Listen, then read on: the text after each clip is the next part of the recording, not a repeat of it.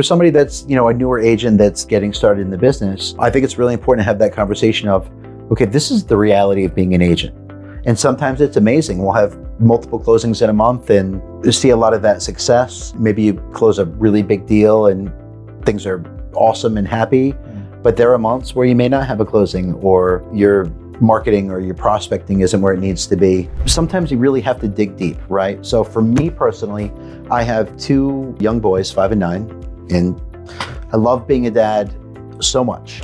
But ultimately, my why that drives me every day is making sure that my wife is in a situation where she can take care of the boys, making sure that we have everything situated at home, making sure that I have time to coach the Little League team, making sure that I have time to help out with soccer. So that's my motivating factor. My favorite part of that was just the ongoing training, helping agents kind of develop their career and grow, working people within the organization, kind of put it all together.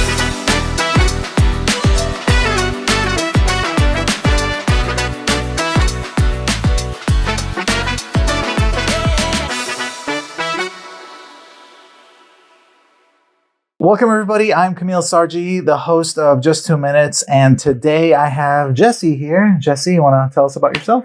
Hello, my name is Jesse Andrews. The short story is, been licensed since 2015, currently working as a real estate coach.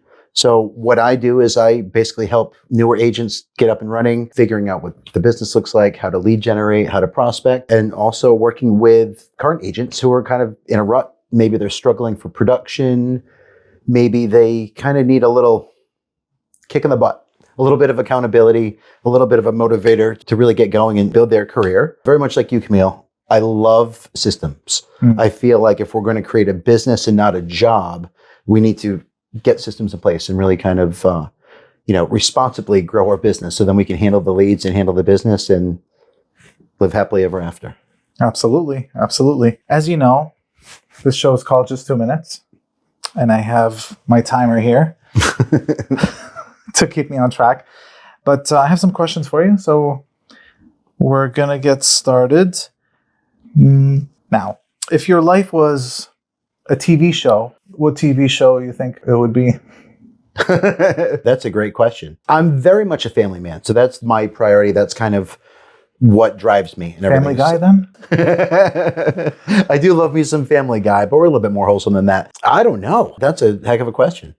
I would think it would probably be a sitcom because I have 2 young boys and it's always a comedy. There's a little bit of drama involved. It's a juggling act, and those of you that are juggling family and business and sports, and my wife and I, we coach a lot of sports. So I don't know what the heck TV show that would be, but... All right. We can come back to that. But if you could, when you're closing a deal or closing deals, if you could pick one Halloween costume that you can wear when you are closing the deal, what Halloween costume would that be? Probably a carpenter, because you're doing a lot of different things, a lot of different tasks. So general contractor of everything. Or what daily thing that you do that gets you jump started for the day, or something that you do daily that other people don't usually do? I think it's all about the morning routine, getting yourself situated, getting a good start to the day, coming off of yesterday, knowing what you need to do to attack the day, get yourself organized and prioritized to really succeed. Who's your favorite Looney Tunes character? Probably the Roadrunner. That was the quickest 2 minutes ever. Roadrunner is pretty cool. I like it. Always being elusive, and Coyote was just always trying to get him, but he never could. Yeah. So Jesse, real estate coach, that's a lot of weight and pressure. When did you know that this is my calling? I like this and I'm really good at what I do. So I think a lot of that comes from, in a previous life, my previous career before I get into real estate, I was in charge of training. I would travel around pretty much East Coast United States for a restaurant company, and I would work individually with different trainers and different managers to help get systems up in place. Go figure, right? Wow. Okay. So then when I get into real estate, I worked for a company, and I didn't really know what I didn't know. And until I hired a coach eventually that helped me put everything together, a lot of things clicked. Meanwhile, I had gone and opened my own brokerage in Greenville. By far, My favorite part of that was just the ongoing training, helping agents kind of develop their career and grow, working people within the organization, kind of put it all together. Fast forward to today, I'm in an office where my wife and I, we decided that trying to juggle all of the things that keep a brokerage running, it was not my forte. I really wanted to focus on the training aspect. So that's kind of where I am today. And I get a lot of gratification, a lot of satisfaction out of helping somebody put it all together. Because most agents, honestly, they have everything they need. They have the training, they have the intelligence, they have all of it, but it's putting it together, coming up with a plan, helping them with their scheduling, talking about non-negotiables. And then all of a sudden they're like, oh, I get it. And as they start closing deals and reaching their goals, for me, that's very rewarding. Nice. I know it takes a lot of patience to work with different types of people. The person holding the carrot on a stick for the horse, the horse just keeps going. But take a look at it the other way. Who's the person that's holding the stick? Yeah. Could be the agent themselves holding the stick, moving the process along. Absolutely. So for you to identify the different types of personalities you're working with, how do you find that out? Or how fast does it take you to find that out? Actually, pretty quickly. And I believe that any kind of coaching program really needs to be focused on a good foundation, right? So getting to know the individual agent, what makes you tick, right? I like to find out what your why is in life. Why are we doing what we're doing? As much as we'd all like to admit that, this is a hobby that we're doing for free, it's our career, right? So there has to be a reason more than just a money motivator. And then from there, I feel like the most beneficial part to any kind of training program or coaching program is figuring out what avenue you want to take to get where you're going. So obviously as an agent, we're going to deal with listings, we're going to deal with buyers and this and that. But ultimately, I want you to find a niche where we can really explore that to laser beam focus, if you will, where we can go down that avenue, explore what that looks like and start getting progress. And then from there, we can systematize and go on.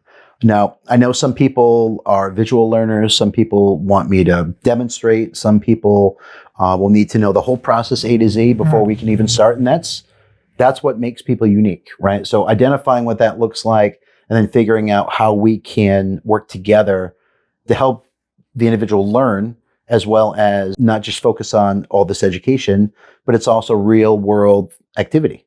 So yes, we can talk about prospecting or door knocking or how to structure an open house or how to do some kind of social media campaign, but at some point we actually have to do it as well. So it's equal parts learning and fundamentals as well as action and setting goals and then the accountability piece. Cool. Successful agents out there that have gotten to where they are, I think this is what I think. I mean, tell me if it's true or not. But like you said, a lot of agents already have it in them on what they need to do to be that high producing agent. But it's what are the things to do for them to kind of show them the light. Absolutely. It's just staying consistent in what we're doing. So if we identify a marketing plan that we want to try it out, we need to stick with it. So yes, if you want to start a direct mail campaign, that's fantastic. But if you send out 5 letters one week, that's just not going to cut it. Now, I realize everyone starting has different opportunities, right? Maybe we have a lot of time available, but not a huge marketing budget. Maybe we don't have much time, but we have a bigger marketing budget, right? So it's kind of figuring out what works for that individual person and then utilizing their strengths to really achieve that goal. Okay. So it's not like hit the phones, call 5,000 people a day. And it's not that. No, it could be. If somebody had this passion of, I just want to talk to 1,000 people a day, well, that certainly could be something that works out for you. I think a lot of people don't love direct prospecting like that, cold calling, if you will.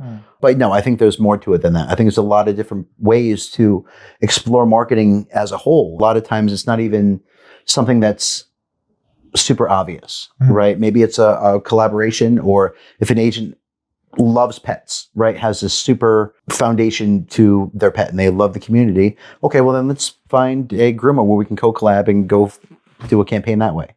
Is that going to get you a lead right away? Maybe, maybe not. And that's kind of the intangible of lead generation. You don't really know what exactly is going to work, but it's kind of like this mix of everything we do. Okay, so take me through your process. First is identifying how do you, okay, sorry. Instead of me like assuming, go ahead, tell me what your process is. Okay, so if I was working with a new client, obviously the first thing we're going to do is probably grab a coffee because that's my jam. Mm-hmm. But I really want to figure out you as a person. How do you like your coffee, by the way? I like black coffee.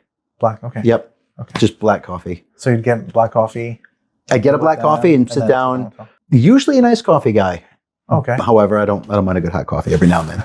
But yeah, we sit down and kind of figure out, I want to know about you. I'm not, eventually, yes, I want to hear about your business acumen and what makes you tick, but I want to get to know you. I personally feel like a lot of clients that I work with me because we're very similar. We have a lot of the same life experiences. We have a lot of same similarities. So with that being said, with a new agent, I want to sit down and figure out what makes you tick. I want to talk about your why. What's your driving factor?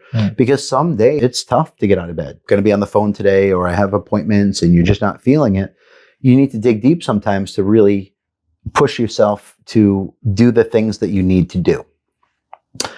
After we talk about that, I like to figure out what your strengths are. And that's something that can be pretty easily discovered in a conversation. So if someone's a good communicator and they can get their point across really well and they have no problem involving me in the conversation, then I don't think that might necessarily be an opportunity for them, right? That's a strong point that they have. Yep. If it's somebody that's a little bit more mild-mannered or meek, if you will, then maybe we need to talk about how that reflects in your client. Even though they might be a wonderful person, if you're not making contact, if you're not engaging, if you're not building that rapport, that could ultimately hurt you. So it's a little bit of objectively looking within yourself to figure out what your strengths and opportunities may be. Then from there, I'd like to explore what brought you into real estate. What was the deciding factor where you decided to enter this industry? And then we'll talk about your career path in itself. So I like to identify one thing, one subset or one niche of the population that you would like to work with. And then we'll deep dive even more. So Kamil, I want to work with buyers. Okay, great. First-time home buyers, vacation home buyers, short-term rental buyers, investment buyers, because that conversation is different across the board. So we figure out who we want to talk to, and then we're going to figure out how we're going to talk to them. Do you help them narrow it down? Because they're like, who do you want to work with? Exactly. I want to work with buyers, sellers, investors, buying, selling. And that's the thing. And I feel like the more granular we can make it, that laser beam focus, then we're going to be in a situation where, okay, great, let's develop a training plan. If you need knowledge in that area, then we're going to talk about what that conversation would look like, depending on what your marketing source is going to be. So if it's a social media campaign, if it's a cold calling campaign, if it's a direct mail campaign, we're going to talk about the ins and outs of what that looks like and really how to, approach that person. Then it's all about building rapport with your client. It's about figuring out what your client needs, because ultimately it's what our buyer client or seller client, what's what they want to do. So they want to sell the house, of course, but there's other things, layers to that onion, if you will, that we need to peel back. Making them feel comfortable, not only in your knowledge and what you can do, but ultimately the seller wants to sell their property, right? So while it may not be spoken in that conversation, they want to make sure that you can sell the property. And then obviously negotiation goes into there and, being structured throughout the process. But ultimately, I feel like when you can help your client achieve their goals, I'm always going to achieve my goals. And I see that from a coaching standpoint. If I can help that individual agent grow their business and grow their career, I'm going to be taken care of. And as an agent, if I can help my client buy or sell a property or buy an investment property or sell a vacation rental, then I in turn will be taken care of as well. But it's putting the client needs first, and then we'll always be taken care of. Cool. I like that. The focusing, like narrowing it down with the conversation. It's exactly. Good. Yeah, and you're able to. I feel like that's really the strong point, especially with people that want to jumpstart or want to get started. Now, that's not to say if I'm working with investment buyers that are looking for multifamilies and I have a client or somebody from marketing that wants to buy a single family, of course, I'll help them out in any way that I can. Mm-hmm. But at least getting started and, getting that database ready. Because as we all know, not everybody wants to buy or sell right when we speak with them. So that's another piece of the puzzle as well, is, working within our CRM, consistent follow-up, personal touches, which I think are really important, in juggling that fine line of we want to be top of mind and when they're ready to go, but without being pushy and be like, okay, enough, unsubscribe, because that's not what we want. Right. Yeah, I kind of split it up into the coaching lead generating, and that's, you talked about like how to narrow and find out what their strengths are, and then create lead generating process that works for them. Absolutely. Yep. But then there's other things, like not only is like you're kind of like their therapist, right? It's not just about the selling, not just about the buying, like, you know, running your business, but it's about like them personally. Absolutely. And it's tough as an agent. You know, I feel like as much as I love this industry and I love what we do, we're not always viewed as people's favorite person. After they call us and speak with us and work with us, hopefully they change their mind on that. But ultimately, you know, when you're prospecting, people may or may not want to hear your message. So I think that's kind of one of those things where being there just as a listening ear, or, hey, I need to vent, or I met with a client and did this, or sometimes it's agent to agent issues where so-and-so said this, or I feel like I messed up. What do I do? Kind of coaching them through what that looks like. All right, well, I've seen this before. It's not that big of a deal. Call that agent back. You know, did you in fact make a mistake? Own it. Everybody makes mistakes. I make mistakes all the time. You know, own it and let's learn and move on. Because very rarely is something so catastrophic that it'll blow up the deal. You know, that's all this minutia that we have in our head where that's not true. So let's take a minute. You got this. We've talked about this. I know you know how to overcome this, and let's go. You know, and it's right amount of motivation, accountability, in being able to deliver information that people need to hear, not necessarily want to hear. You know, and I believe that can be done in a tactful manner. You know, it's not like, hey, what are you doing, you bozo? It's like, no. Let's talk about this and let's figure it out. Yeah, the getting out of bed thing. That's tough because some days people get that. Like people are like, I can't get out of bed. Absolutely. Yeah. And as agents too, you know, as a self-employed, entrepreneurial-minded business person, you're in charge of your own destiny. So if I'm not getting up and I'm not doing the work, or if I'm pushing my coaching client meetings because I'm just not feeling it, well, it's a detriment to them, but I'm not progressing my career either. Sometimes you really have to dig deep, right? So for me personally, I have 2 young boys, 5 and 9, and I love being a dad so much.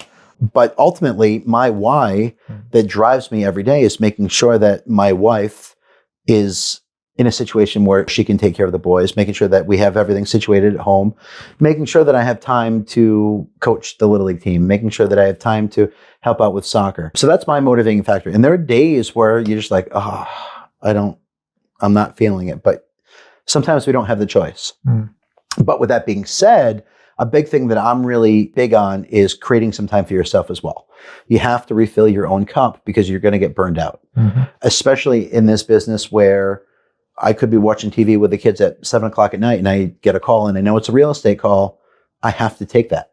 Maybe it's a coaching client and they have a contract issue. Well, that's a 911 and I have to deal with that now. Or maybe it's an actual client that is calling about listing a house, right? So we're never off all the time. Nights and weekends we always have things going on. So if you're not really trying to schedule time for yourself, I feel like you're not doing yourself a service. So maybe it's, I'm feeling the pressure, keep Friday open and I'm going to go out with the family, or maybe we're going to take a beach day. My wife and I and the kids, we love going to the beach, and that's, you know, something we like to do during the summer. So midweek for us to take a day and go down to Narragansett, that's kind of lifestyle design. That's something that we put in place. Now, maybe Thursday gets a little busier and, you know, that Saturday is a little bit busier, but being able to just kind of clock out and refill your cup, I think is really important because burnout is very real. Do you think that people are kind of like shy to show their weakness to you as a coach? Definitely. How do you pull that out of them? I don't see it as a weekness, right? Where I like to talk they're about embarrassed. They're like, you know, I'm supposed to be this top, you know, always on point.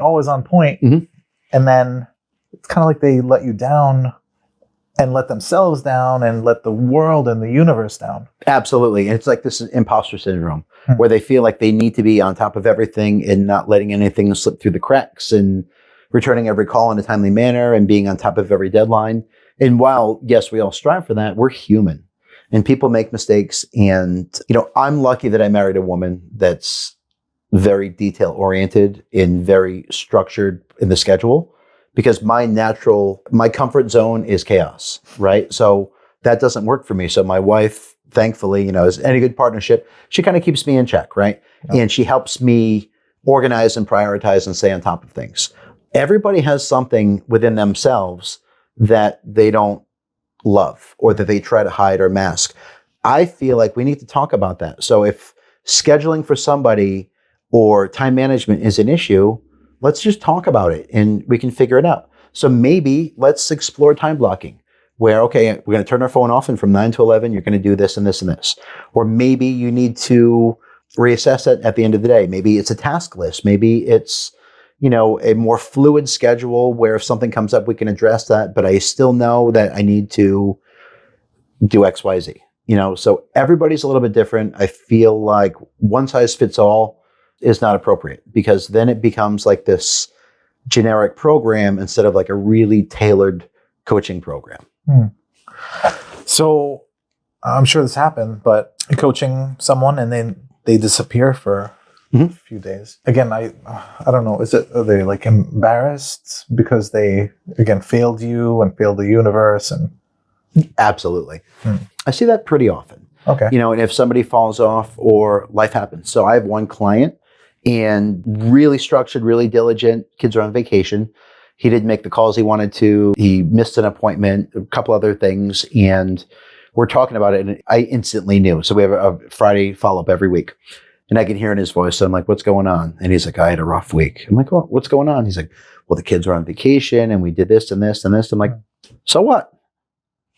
Okay, well, you didn't hit your goal for prospecting or anything this week. That's okay. Life happens. So enjoy the rest of the week, spend time with the family. And then Monday morning, we're going to kick butt and let's go. And he did.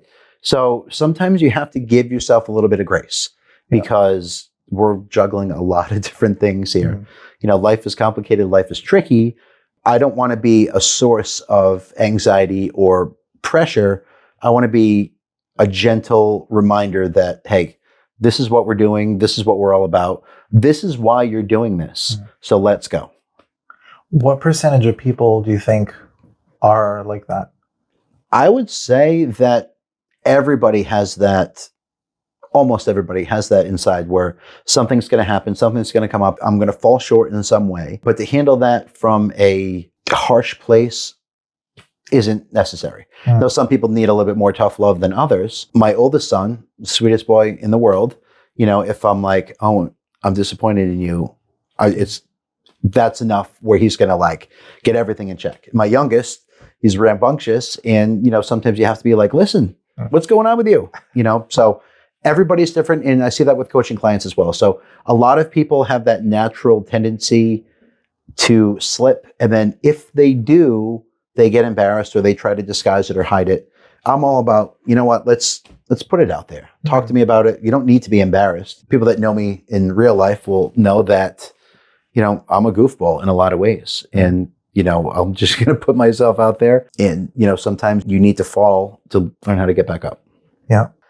Would you say 60% of people, 70? Probably, 80? I would say 75% of people at some point will fall short on a goal. And be hard on themselves? Too hard on themselves, and I think you need to give yourself grace, because if you come across an obstacle and you just buckle and you don't ever persevere, that's going to hurt you in the long run, right? So I like to use the analogy where you're getting in your car, getting ready to go to the office in the morning, right? And you're sitting there and the car's started and I'm ready to go.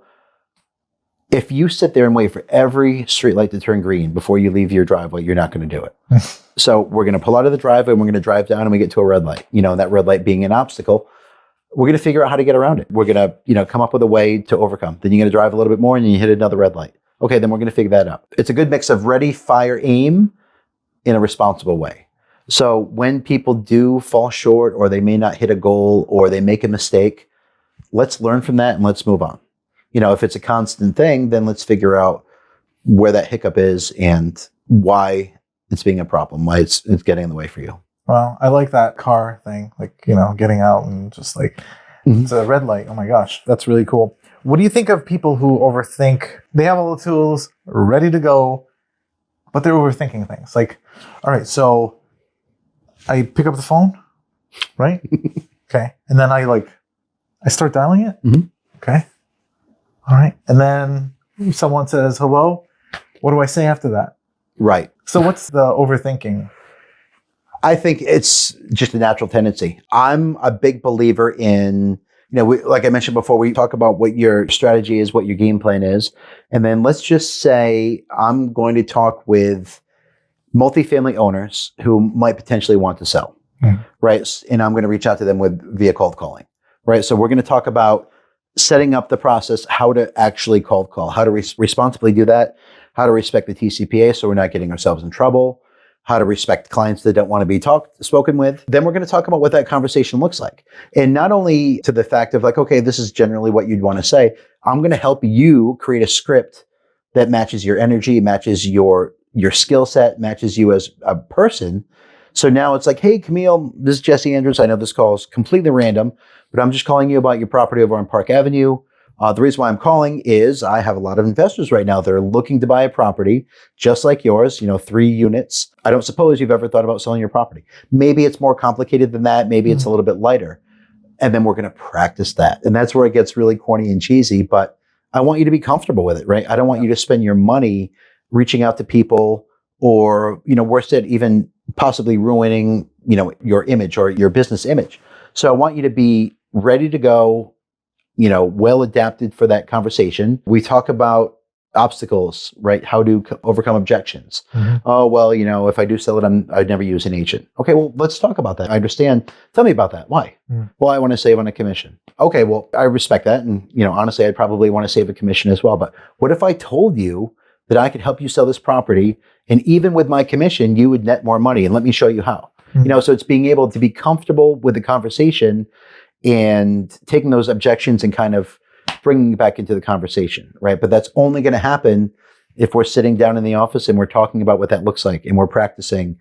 And yeah, it's going to be uncomfortable and it feels super, super cheeseball, but that's what gets you there. And then we're going to practice. And I'll tell people in whatever marketing situation that you're doing, whether you're calling someone back from a direct mail campaign or cold calling or interacting on social media, at first you're going to feel like a goober. You're probably going to sound like a goober, but you'll get it, right? And you'll start to learn how to lead the conversation, listen more than you speak, but still guide the conversation to get that information that we all need to help that client. Because ultimately, the client sometimes might not even know really what they need. They want to sell the property, but they might have this problem and this problem and this problem. So as an agent, we need to help them uncover what that motivation looks like and therefore help them. Yeah. What about the complaining? Oh, I couldn't do this because of that. And then these clients that I have and blah, blah, blah. And everything is against them. Yeah, there are definitely some Eeyores that are, around. A big part of what I do day to day is a sounding board for this, or I'm really struggling with this, or this client's blah, blah, blah. And I think it's effective to hear them out for a minute, but then it's also effective to take a step back and be okay, well, we're not going to change this person, right? This client, or even an agent that's always kind of like a kicking rocks kind of situation. Well, you have a choice. We can go into this with an optimistic attitude and, you can think the world is against you and the real estate economy is against you and interest rates are going to kill you and nobody wants to hear your message. Or you can shift that mindset to, no, this is what we're doing. There are plenty of clients that need to sell, want to buy, need to relocate, right? So we can figure out how to help them and keep moving on. Nice. Yeah, I know the complaining happens a lot, and it's kind of they feel like everybody's against them. Everything is, falling apart. And which I guess the other part of being a coach, besides the lead generating, helping them with their inner self, yes, finding themselves, is the support. Oh, this happened. What do I do? Kind of thing. I would assume, or I would bet about half of the people that I'm currently coaching right now When they reach out to me, it's not a direct real estate thing associated with a specific deal or marketing, but it's more about, I'm struggling with this, or maybe it's an internal mindset where I've never sold a property in this neighborhood. I've never had a listing before. So why would someone want to hire me? And helping them identify things that not only can help them win the appointment or win the contract, but also alleviate some of that stress within themselves or potentially stress within the client. For example, I had somebody who had reached out to a homeowner. They did, in fact, want to sell. They were asking them, how many houses have you sold? And they had any listings at that point. So they were like, I don't know what to say. Unfortunately, that appointment never happened. They were talking to me about that. And I'm like, okay, well, what do you have that XYZ agent that has 6 listings in the area? What do you have that they don't have? Well, I don't know. They have everything and I don't. Well, that's not true. Okay, well, this person may have a bunch of listings in the area and they don't have the time available. If that house falls through or we don't sell it, is that personally going to affect them or hurt them? Chances are no. With you're a single agent. You have the time, you have the motivation, more motivated than ever to get your first deal done. You have the ability to show the property whenever someone would need to see it. You have the ability to prospect the neighborhood, to advertise an open house and do everything that you possibly can. So yeah, you may not have sales history in this area. You may not have a listing that, successfully sold, but also don't hide that. Don't try to disguise that, because why? That's can be an advantage in a lot of ways. In a lot of the coaching that I'm doing, that I'm working with people, it's helping them realize that inner strength, right? So it's not always just a very distinct disadvantage or opportunity. It's like, no, you also have a superpower. We just need to look at it in a different light. Yeah, that's true. So you talked about the why, and I remember way back when I was a kid in entrepreneurship and, finding out your why, And it was always like money, duh, financial freedom, duh. But it's deeper than that. Big time. Yeah. And that's an exercise I like to do early on, right? So if we start looking at this, so Kamil, why are you an agent? Why did you decide to get a real estate license? Because I want to make bank. Yeah. Okay, cool. But why? And then it's like, okay, well, I want to be able to, pay off my car and go on a vacation. Okay, why? Well, I don't want to have to make a monthly payment and pay the interest. And, I want to take a vacation because I want to get away and travel with the family. Okay, why? Well, I want to travel because, I want to spend time with the family and I want to see a new site or a new country or experience a new culture with my family.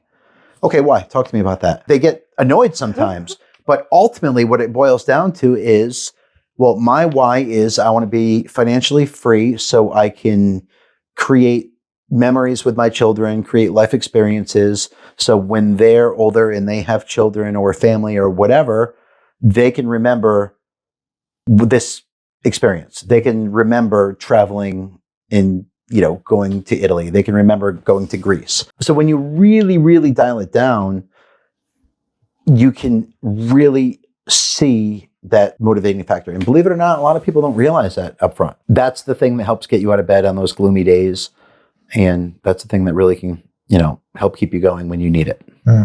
Out of the people that you coach, so we're going back to that thing about getting out of bed and being embarrassed about failing. How many, what percentage would you say just disappear? Minimal. And, from the get-go, I believe in having, a very upfront conversation. I feel in, my experience previously with the coaches that I've specifically hired, if I didn't call them or if I didn't check in, it would just kind of go away. When I work with a new client, it's a very honest conversation of, Kamil, I'm not just going to go away. So if we're going to create this opportunity together and really figure this out, I'm going to commit to you. I'm going to be available when you need me. I'm going to do everything I possibly can. We're going to get uncomfortable and we're going to role play. We're going to talk about what that scripting looks like. But I need a commitment from you as well. I need you to be there. I need you to show up. I need you to try. Because ultimately, if we're coming up with goals and you're not even trying to achieve those goals, we're wasting each other's time. And that's not fair. Very rarely do I have people just kind of disappear. I will be hello, how you doing? We're supposed to have a call on Wednesday. Sometimes it's real life gets in the way. Sometimes they're just not having a good day, or it's a mental health day. That's normal life, and that's okay. But let's pick up where we left off. You're right. I'm not just going to let you disappear. If you decide that I do need a break, or I'm going to press the pause button from real estate, that's okay. But let's just talk about it and let me help you. Because, we've talked about in the beginning, this is what you're doing. You want to leave your sales career to come to real estate. Great. We can come up with a, career path that's going to work for you. But ultimately, when people do, or if people do get to the point where they're just kind of becoming not very communicative or doing what they need to do, reflect back to their why. Hey, we talked about this, right? And we're setting this up because you want to create generational wealth for your sons. And this is what's going on. And if there's something that's getting in the way, let's put it out there. Let's talk about it. Let's figure out how to overcome that obstacle, or come up with a plan to, reassess and touch base in the future. Have you come across or where you or them or both realize real estate's not for me? And that happens sometimes. I feel like when not a lot of people, but some people get into the industry, they see the celebrations, they see, another closing, or, they think they know all the money that we're getting in commissions, and, I'm going to be a millionaire next year because I just newly get into real estate. They don't know what the grind is like. They don't know what that prospecting is like. They don't know what it's like to, take a phone call from somebody that was really upset they got your postcard, and maybe something terrible happened in their life that day and they just want to take it out on you. That stings. I don't care how tough as nails you can be. Sometimes that'll affect you, right? So sometimes you have these people that think the industry is sunshine and rainbows all the time. In reality, it's not always that. And there are people that have decided that, this isn't going to be for me. I've worked with people that were painfully uncomfortable talking with people. Got to the point where they realized that, I'm not comfortable talking with people, and I don't really know what I was thinking, but this may not be for me. I think there's room in this industry for everybody, all different communicating styles and learning styles, but ultimately some people decide that this isn't for them, and that's okay. That no harm, no foul. I think there's a reason why a lot of agents are leaving the industry. I don't know what the recent statistic is, but there's a lot of agents that are leaving. And I think a lot of it is not having coaching, not having that direction, or maybe they're in a large office where there's no culture, or they don't have that continual support. Because if you just kind of hear, all right, I'm doing real estate, I don't know where to start or where to go. Yeah. That's going to be the biggest factor, I think, in leaving. But when you have the support, you have the culture, you have a managing broker that's behind you and involved, and there's training classes, and that's the secret sauce. That's what I feel like. Wow, that's great. And you're right. Some people, they see, closing here, closing there. They don't know the world that we live in. Yeah. You know what I mean? And they're like, yeah, I want to get my license. But I meet with people who want to be real estate agents all the time and try to give them a little peek into the world. Because I want to make sure they're investing their time into something that is what they think it is. Yeah, it's important. It really is important too. And for somebody that's, a newer agent that's getting started in the business, I think it's really important to have that conversation of, okay, this is the reality of being an agent. And sometimes it's amazing. We'll have multiple closings in a month and see a lot of that success. Maybe you close a really big deal and things are awesome and happy, but there are months where you may not have a closing, or your marketing or your prospecting isn't where it needs to be, and that's why I feel having that why in place, having a supportive office in place, having the people that you can rely on. You had mentioned, it's kind of like being a therapist sometimes, and that is absolutely true, because sometimes we need to lift people up and remind them why they're here, what they're doing, means something. And, let's go. Being that motivator to be like, you know what? I felt what I need to feel. Now let's kick some butt. Okay, so last thing I want to talk about is the pressure to do and then burn really quick.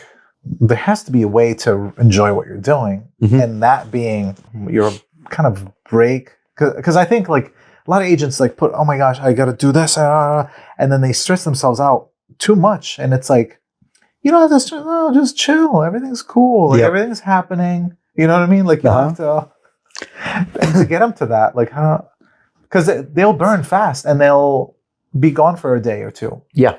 I'm a big fan of this. All comes from me as a person in realizing this and feeling this burnout. You have to prioritize your day. So obviously lead generation is going to be important. Does that happen every day? Well, it depends on your schedule and what you can do. But that needs to be in the forefront, and obviously following up and working with previous clients and so on and so forth. Yes, that's all super important, but it's also important to take some time for yourself. Are you scheduling a lunch? Well, yeah, I'll eat lunch when I get a chance. Well, no, that's not what I mean. I want to see it on your calendar. So 12:30 to 1, 1:15, 1:30, whatever you see fit. Yeah. I want you to go eat lunch. My office was in Greenville, and Deerfield Park was right on the corner. And I would do that. I would forget to eat lunch. And then like 2:30 hits and I'm like, I'm a zombie. And it's like, well, no, I need to take 45 minutes. I'm going to go eat lunch. I'm going to go walk around a little bit, or I'm a big baseball fan, so we'll go check out the baseball fields or whatever. So it's getting a little bit of fresh air. It's resetting. It's taking a little bit of time for myself. Those are the kind of things that will help you combat burnout, because it is very real, especially when, you might be taking calls with clients at night or doing an open house or two on the weekends or showing clients houses. Yeah, it may be only 4 hours on a Saturday, but that takes away from your leisure time or your let's disconnect from business or let's enjoy the family. I don't know about you. I'm sure a lot of agents can agree. I could be out to dinner with my wife. If my phone rings, it might be a real estate call. I instantly have that pit in my stomach of like, oh no, this could be a listing. I need to take the call right now. And I think part of that is a learning experience where it could be business, but I've also set some boundaries in my life where no, I'm going to enjoy dinner with my wife. I'm going to relax for a little bit. If they leave a voicemail, great. I'm going to call back right away. Maybe I'll shoot them a quick text. So sorry, you're at dinner right now. I'll give you a call back. Yeah. So part of that is realizing that life in scheduling leisure and scheduling things that you enjoy and refilling your cup is as important sometimes as the actual business itself. I don't know if everyone agrees with that, but I do. Just seeing the people that work so hard or burn the candle at both ends, or, I'm working 8 or 9 hours through the day and then firing up the laptop from 9 to midnight. Sometimes that has to happen. I was putting together a listing last night at 11:30. I mean, it happens. That's normal life.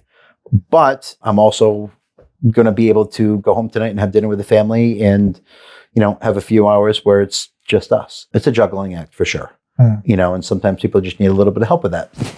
Awesome. And that's where you come in. That's where I come in. So yes, I mean, I've been there, done that. I've worked with commercial properties and large multifamilies and small residential, buyers and sellers, and you name it. So I'm familiar with that. I own and operated my own office for years, but it's not just the practical real estate advice or, okay, let's talk about the purchase and sale agreement for a Rhode Island multifamily, right? So yes, that's of course part of it too. And we'll teach you anything that you need to know, but it's lifestyle design, it's business creation, coming up with a business plan, coming up with a marketing plan. Where do you want to see yourself? Do you want to do 3 transactions a month and never have time for anything? Or do you want to do 3 transactions a month, rely on, help for that? Maybe it's a transaction coordinator. Maybe it's working with a showing agent. Maybe it's, who knows, working with hiring an ISA that's specifically calling my leads back, right? That'll free up plenty of time. So career development, business plan, and ultimately what I really want to see agents do is create this profitable career, not this high paying job. Right? Because ultimately, it's like the old adage you hear a lot of agents say, if you want business, go on vacation. Because all of a sudden I'm getting ready to go away with the family and my phone's ringing off the hook and I can't enjoy myself because I'm taking calls, right? We don't want that to happen. I want to help people grow a business where they have that support system, they have the help where, okay, maybe I am in the Bahamas taking my boys to Atlantis. If my phone's ringing, great. Well, then I have so-and-so they can handle the calls and schedule me for next week. So that's where I think the biggest benefit is. Awesome. Yeah. So how do people find you, like social? Yep. So you find me on social media.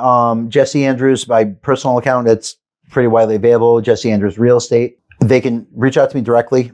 Phone number, 401-318-3125. Or I'm sure if you reach out to Kamil, he will gladly put you in touch with me. But yeah, no, I think that the big benefit, and this is across many brands, right? This is not just I'm working with this office and I only work with these agents, because I think that having a collaborative nature, having the idea of, we have this information that a lot of people can benefit from, talking about different structured coaching programs that would be available to most people, because I know when I first started, a whole lot of money that I had to pay up front. And did I get the education and kick in the butt that I needed? I did, but it was a monumental amount of money that I wasn't, prepared to spend. So being able to give people options and help out like that, I think is a good place to be. Sharing is caring. Absolutely. Absolutely. Awesome. Well, thank you very much for stopping by. Kamil, thank you very much. I appreciate you. My agent's got a squad. We all in the zone. In-house help, so they ain't doing it alone. They focus on clients, negotiating win, while the back end's hand 'em, man, that's how we spin. I hand 'em business, watch 'em all climb.